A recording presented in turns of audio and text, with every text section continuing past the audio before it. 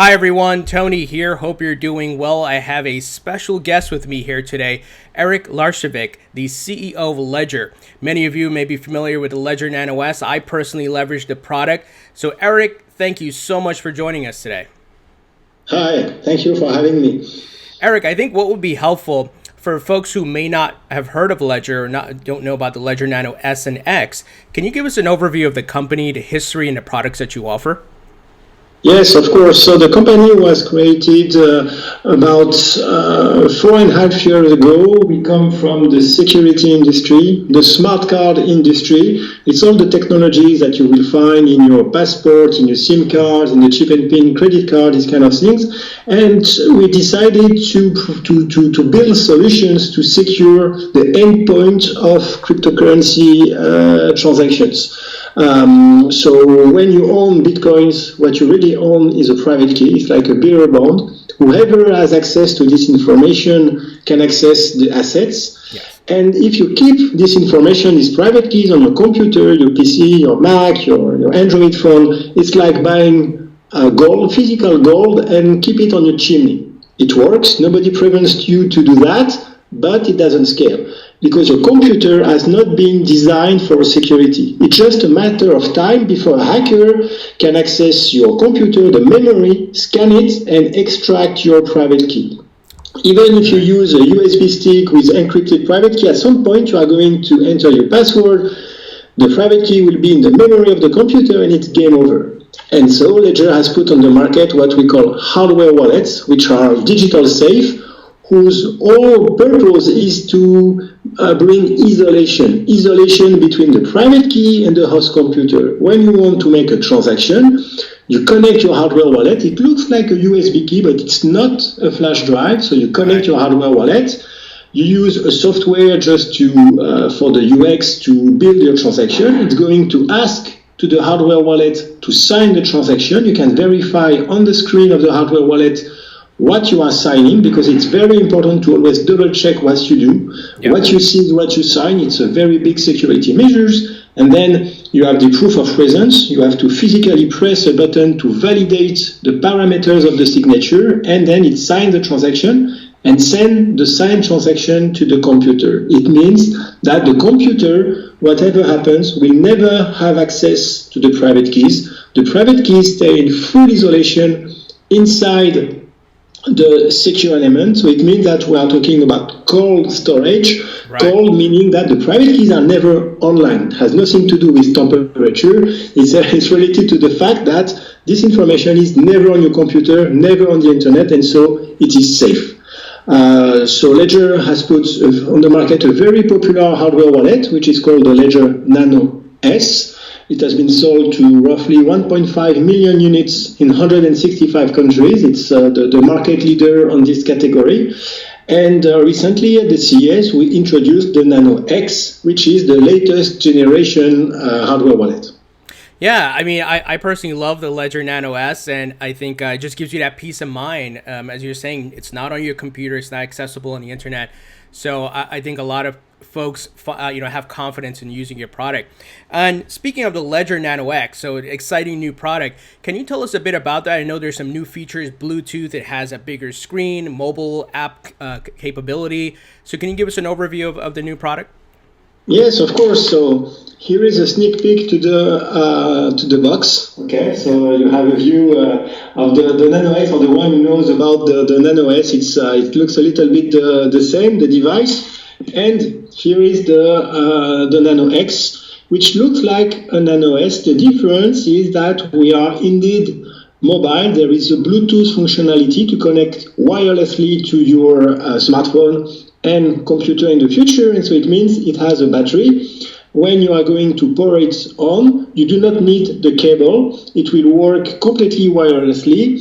So you have a bigger screen. The number of pixels has doubled. The secure element also has more capacity. You can put up to 100 apps. Wow. This secure element has 2 megabytes of memory compared to 320 kilobytes of the Nano S. So the general availability for apps is much better. One of the big drawbacks of the Nano S is that you cannot put a lot of apps in the same time, and so you have to install, reinstall, and I mean, you can do it, but it's not, from a UX perspective, it's not the best. And so with the Nano X, you will be able to do much more. And so you have the buttons which are just facing the device. It's Nano S on the top. And so it's the same. You just are going to enter your PIN code and everything in the same way. And then you have access to a dashboard. You can launch the different apps.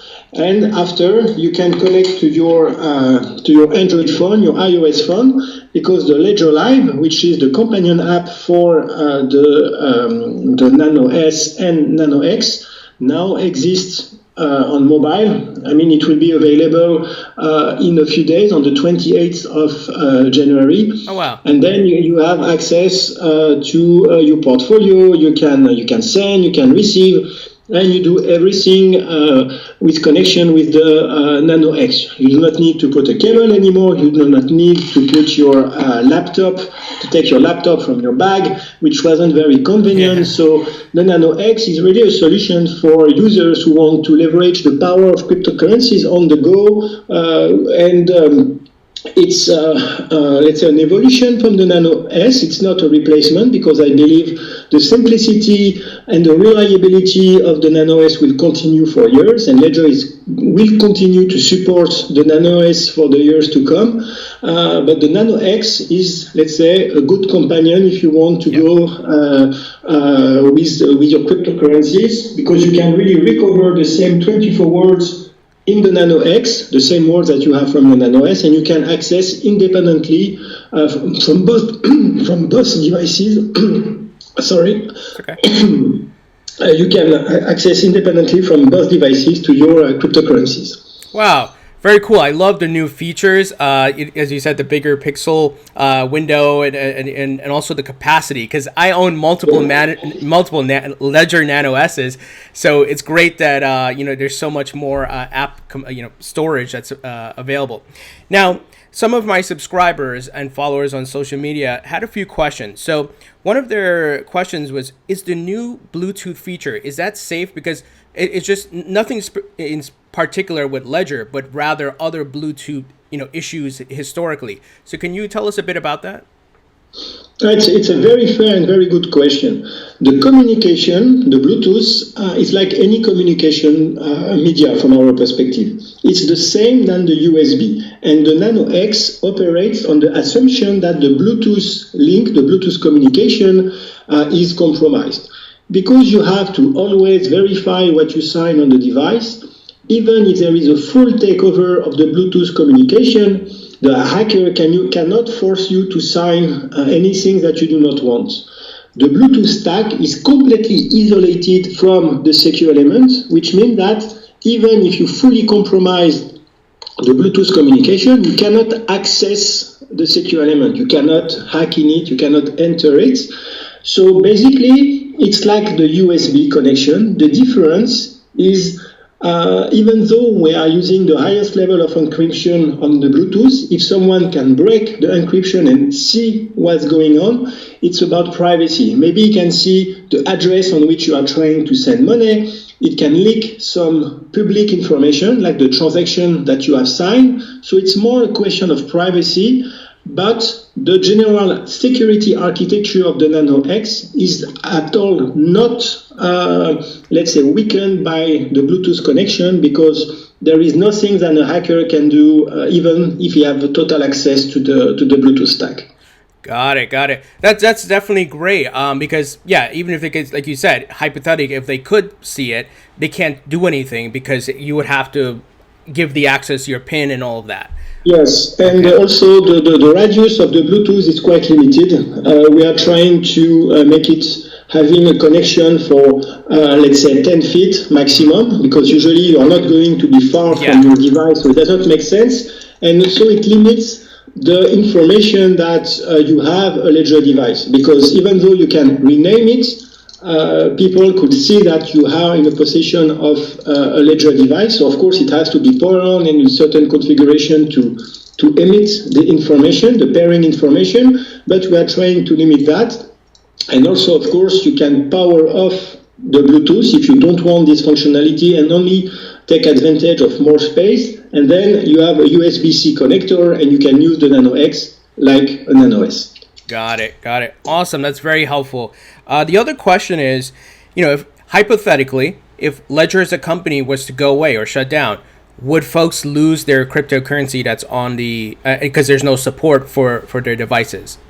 So absolutely not, because first of all, our users are owning their keys. With your backup, your 24 words, even if your Ledger device is destroyed, you can always recover to another Ledger device or a competitor device, because our hardware wallet are sharing the same standard, so you can always recover your funds. If Ledger were going out of business or stopped all its support functions, then you would still be able to use your device because it works with third-party let's say software like Mycelium, Electron, My Wallet, My Crypto. It will be the same for the Nano X. So you will always have a possibility to use it. And at worst, if it doesn't work anymore at all, with the 24 words with your backup, you can always recover. That's why it's very important. It is critical. We cannot never say it's enough. Make sure that your 24 words backup is safe, accessible, and you know where it is, etc., because that's really, really, really important. Awesome. That's comforting to know, and I think many folks will be happy to hear that. And I really appreciate what you guys are doing. I think you've thought about all the different scenarios, and I think that's why you have such a great product and it does so well in the market. Now, what else can we expect from Ledger in 2019? Possibly new products, possibly specialty products. I remember I met some of the folks at World CryptoCon from your company, and they had the 10-year Bitcoin celebration, Ledger Nano S. So I'm just curious if there's anything that we can expect later on in 2019. So for sure, we may do some, let's say, limited edition. We are already doing one from the Nano X. Because now it's in pre-order, it will be delivered in March. But if you order now, and we still have some units available, you will get a special Genesis block edition for the Nano X. And of course, in the future, we may do other specific editions because we like to do that at Ledger. We cannot share more about our product roadmap for the hardware wallets, but for this year, we also have, let's say, a very busy lineup for everything related to enterprises. Not anyone may know, but Ledger is also providing for solutions for financial institutions to do the custody of funds, the security with governance, multi-signature.